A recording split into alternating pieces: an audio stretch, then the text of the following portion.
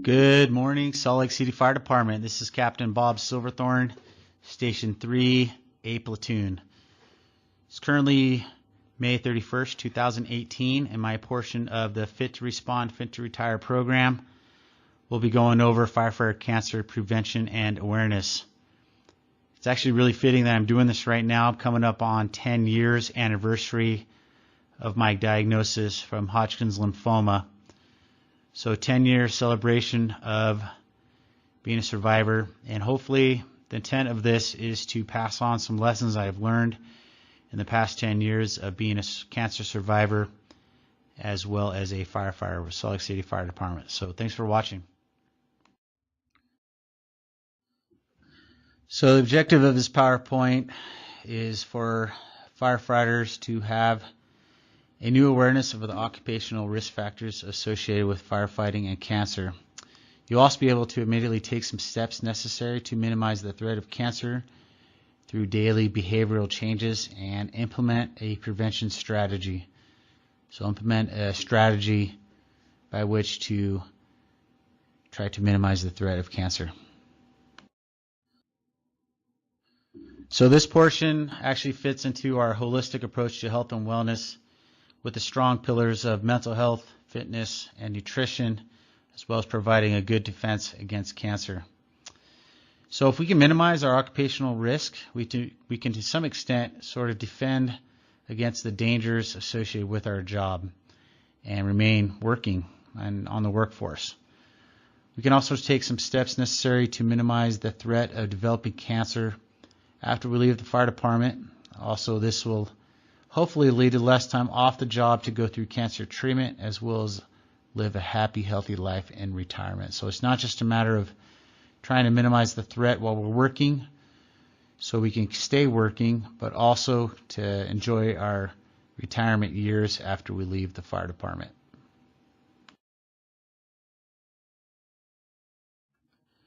So this slide I'm talking about a couple studies that were conducted that came across some pretty interesting findings. One of which says that firefighters are twice as likely as the general population to develop testicular cancer. We also face a 50% greater chance of contracting multiple myeloma, which is a deadly cancer that attacks bone marrow, as well as non-Hodgkin's lymphoma. Firefighters are 40% more likely to develop skin cancer and 30% more likely to develop malignant melanoma, prostate, brain, and rectal cancer.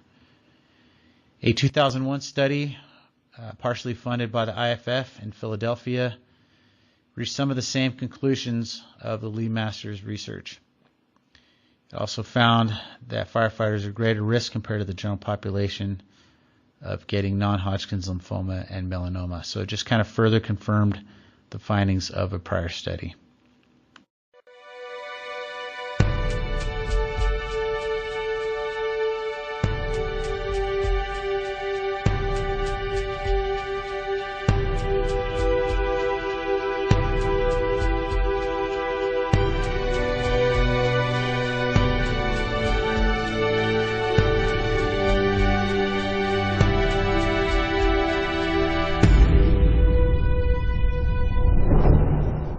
Cell division is essential for healthy growth of an organism.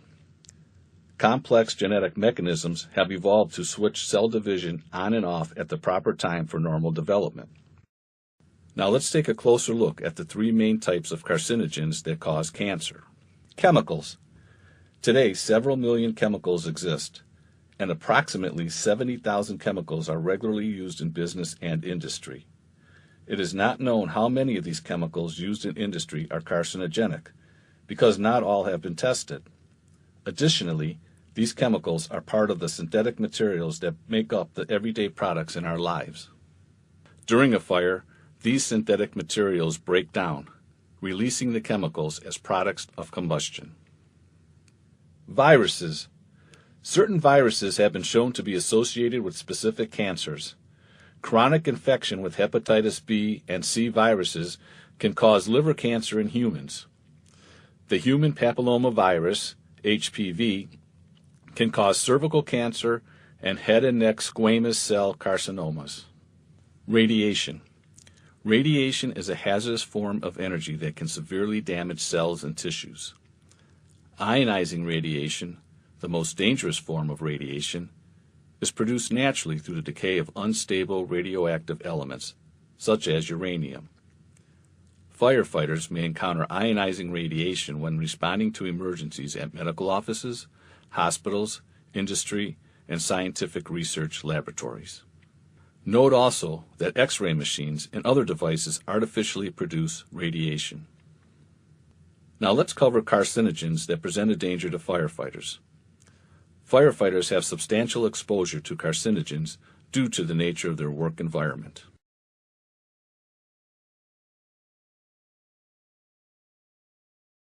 Firefighters have a 27.3% risk of cancer death compared to 24% for the male U.S. population. This represents a 13.8% increase in the risk of cancer death. Almost every other workforce in the U.S. has established occupational controls in the last 40 years to reduce carcinogen exposure. For example, when asbestos is uncovered, there are regulations and safe practices enforced. Additionally, there are set industrial exposure limits to chemicals and physical agents that are the legal limits for exposure of an employee to a chemical substance or physical agent over time.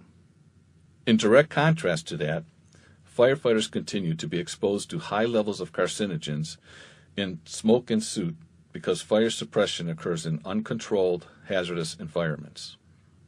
There are 3 key studies that provide a scientific basis regarding increased cancer risk directly affecting the occupation of firefighting. Although there are some differences, all 3 identified a statistically significant increased risk of some cancers for firefighters. The 3 studies are the NIOSH study, the Nordic study, and the LeMaster's meta-analysis. IARC is a component of the World Health Organization and is considered the authoritative agency on cancer causation. IARC evaluates data from animal and human epidemiological studies for chemicals, manufacturing processes, and occupations for carcinogenic potential. They then classify them into categories based on the quality and quantity of data. We'll cover the IARC categories next slide. First, define IARC Group 1 and IARC Group 2A agents. IARC Group 1 agents. This category is used when there is sufficient evidence of carcinogenicity in humans. IARC Group 2A agents. This category is used when there is limited evidence of carcinogenicity in humans and sufficient evidence of carcinogenicity in experimental animals. Group 2A is known as probably carcinogenic to humans. There are 117 IARC Group 1 agents known as of 2015, and these are the 10 that firefighters are most commonly exposed to. IARC Group 2A agents include the following. Note, the attachments with Module 2 show IARC Group 1 and Group 2A carcinogens common in the fire environment.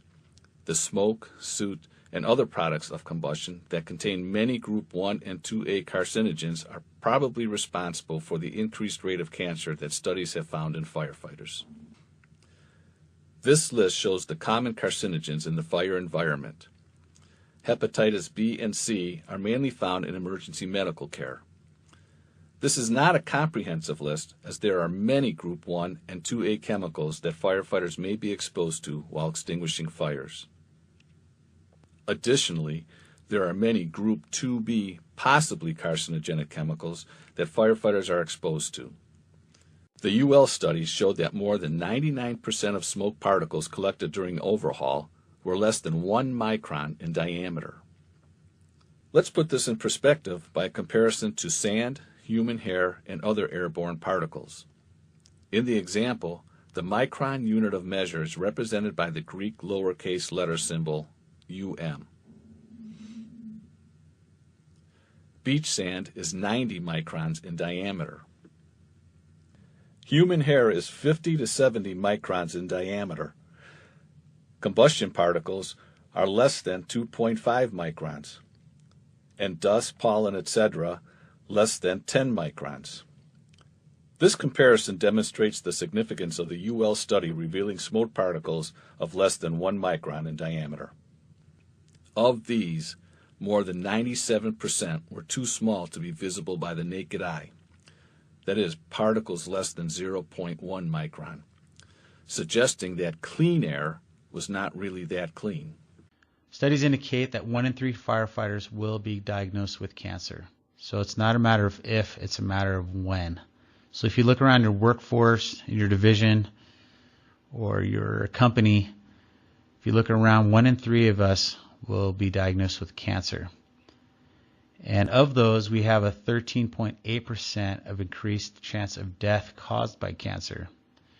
And there's 3 studies that kind of prove this. One was a NIOSH study in 2013, talked about firefighters from San Francisco, Chicago, and Philadelphia. Second was a Nordic firefighter study, and lastly was another Lee Masters study, which was kind of cool. It combined data from 32 smaller studies of 20 different types of cancer. And it did identify 10 cancers that firefighters have an increased risk of developing. Those are testicular, multiple myeloma, non-Hodgkin's lymphoma, skin melanoma, brain, rectum, prostate, stomach, and colon cancer. All pretty nasty cancer diagnoses. So there are several factors that can contribute to getting cancer, and I like to call it feeding cancer, or things that cancer loves. So a lot of the most recent studies talk about external exposure. So 90% of exposure has to do with skin absorption, and 10% is internal exposure, so inhalation. So what this means to me, it kind of displays to me, is that 10% is coming through our lungs, which sounds like we're doing pretty good with protecting our lungs by wearing SCBAs. What we're doing really poorly at is the skin absorption piece, so not properly deconning our PPE, not properly deconning our skin, and allowing those carcinogens to get transmitted transdermally. Okay. 99% of smoke particles were smaller than 1 micron. So if a hair is 10 microns, you can kind of see how small the 1 micron of a smoke particle is. So even though you can't see it, which smaller than 1 micron you won't be able to see, it's still out there and it's still a looming threat. There are 3 main carcinogens that we're exposed to just by nature of the job: chemicals, radiation, and viruses. But there is something we can do. There's a health and wellness piece. So a fit lifestyle to reduce our risk. That has to do with a complete package of what we can do to minimize. And one of the things that we can do is recover correctly through sleep. And recently the World Health Organization has listed sleep deprivation, which is us with our shift work. That's a probable carcinogen stated by the World Health Organization. In addition to that, alcohol and nicotine can increase the likelihood of getting cancer. Why is that? Well, I think it's anything that you can do to suppress your immune system is what cancer loves. So whether it be sleep deprivation, alcohol, nicotine, stress, poor diet, lack of exercise, sedentary lifestyle, any of those things, you have to think of, if cancer loves it, let's try to get rid of it or minimize it. Also, as I stated, stress increases inflammation and reduces immunity.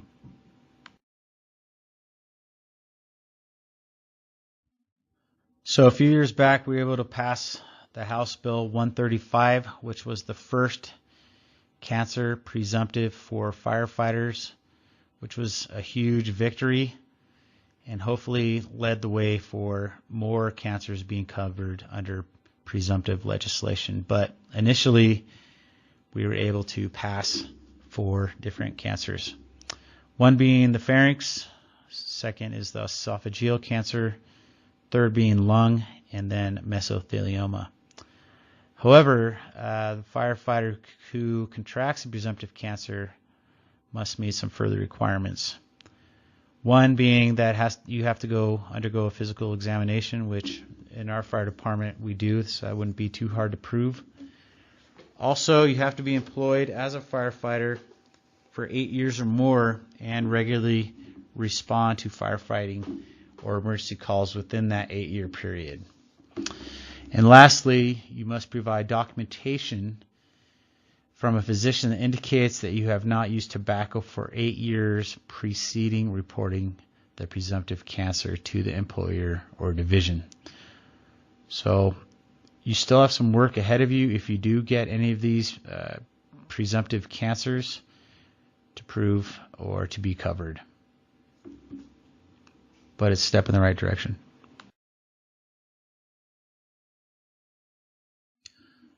So there are a few things that we can do to get the message out as a fire department to consider or to help prevent cancer. So cancer risk education, we need to constantly get the message out of what we can do as firefighters to minimize our cancer risk and just keep pushing that out. And hopefully eventually it'll be cultural for us to just constantly be on the defense against cancer. There's also different programs through our employee assistance program to try to stop smoking or have a healthier lifestyle. I just found out the other day that there's even a sleep coach that can help you get better sleep when you're on your 4 days recovering.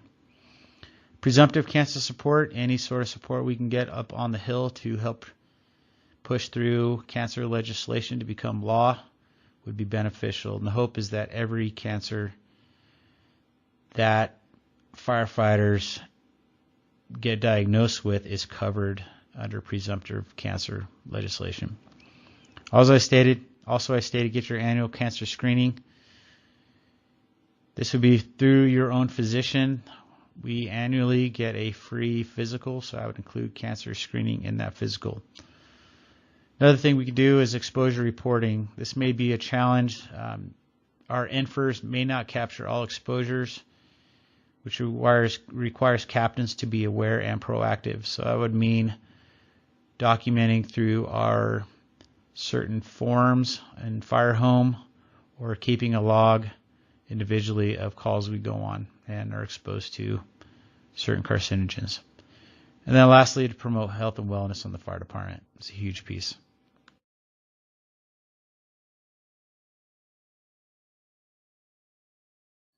So these are some personal considerations as far as cancer prevention goes.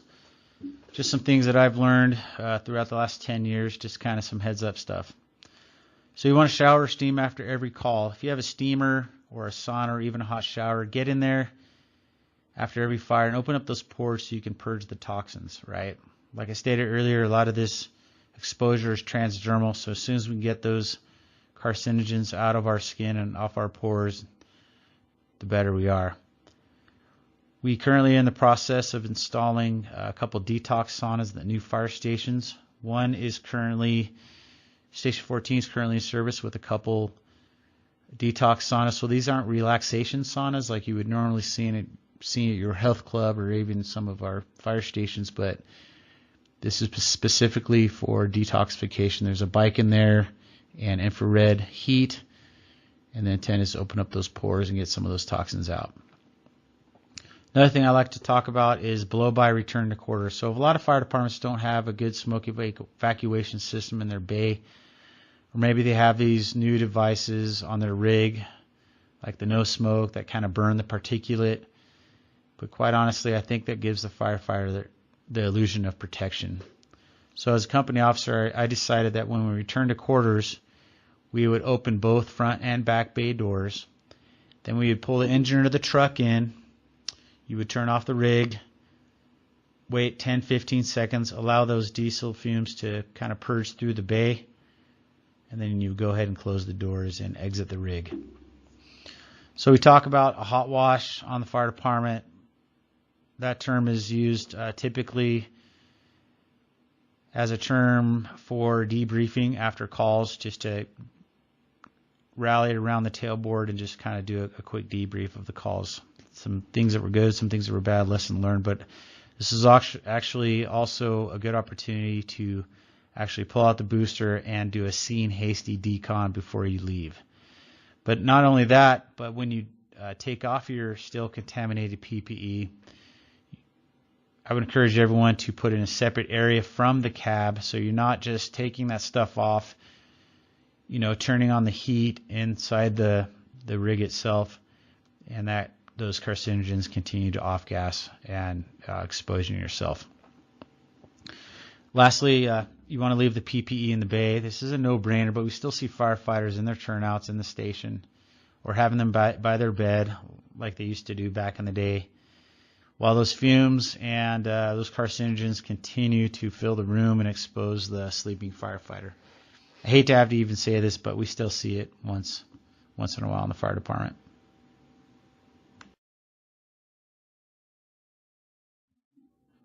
Here's a few more personal considerations. You want to launder your PPE frequently, and you don't want to miss your stuff, your items such as your helmet, your Nomex hood, your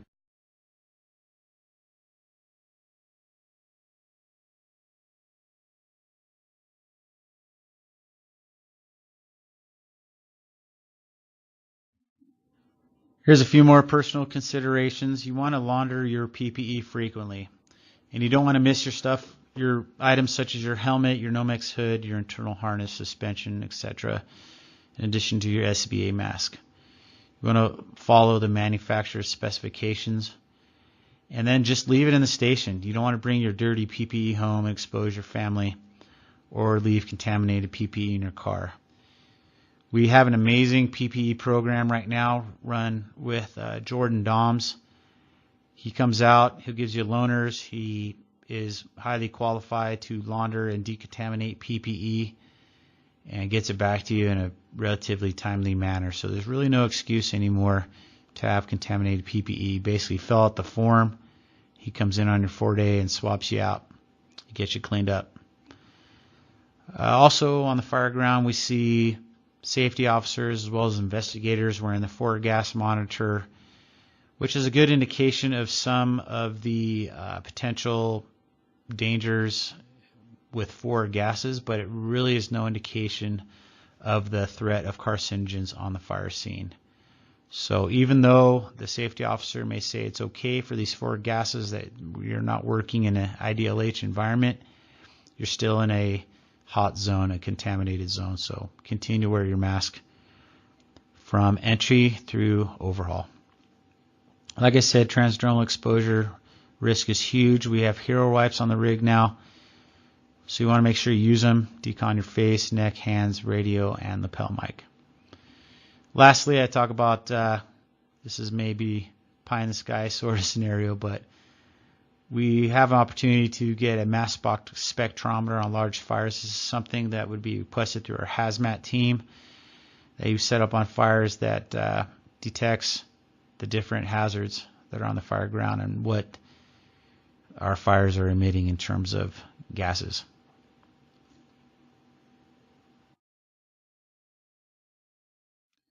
Continuing with some other things that we can do, I talk about what I would call squashing the side job if you can.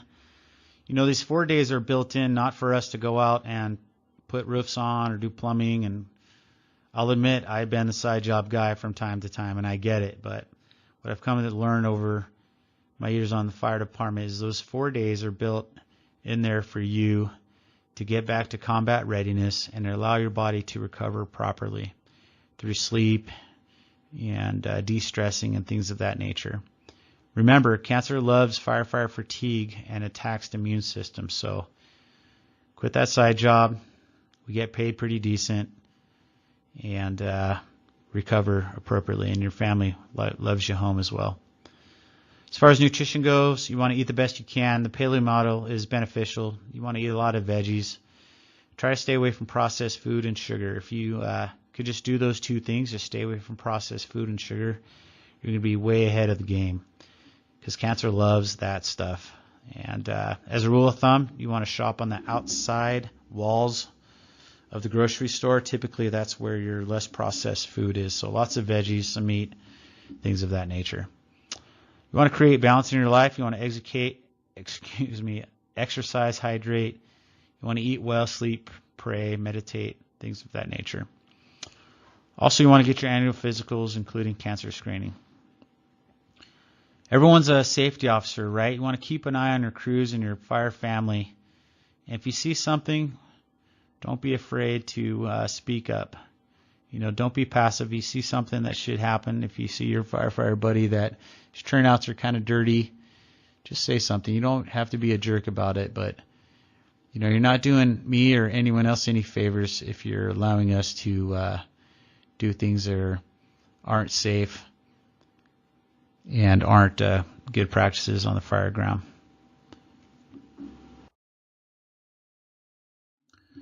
This is some other risk reduction things that came out through firefighter cancer support. Just sort of reiterate some of the things I spoke about. But in addition, you want to decon the fire engine as well, the interior of it. Try to keep any of those carcinogens out, as well as you want to use sunscreen or sunblock in your daily activities of being on the job. But most of the stuff I already covered in the prior slide, so check them out.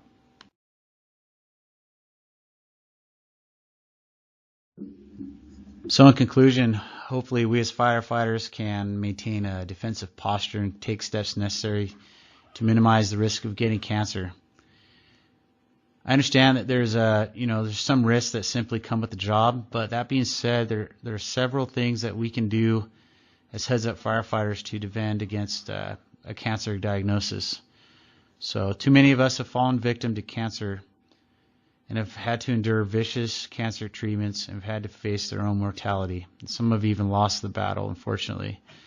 But the purpose of this message is to do all we can to prevent this disease so we can live a happy and healthy life both on and off the job, not just for ourselves but for our family, friends, and coworkers who deserve it. So let's get out there and do our best to stay in the game, keep an eye on ourselves, and thanks for watching.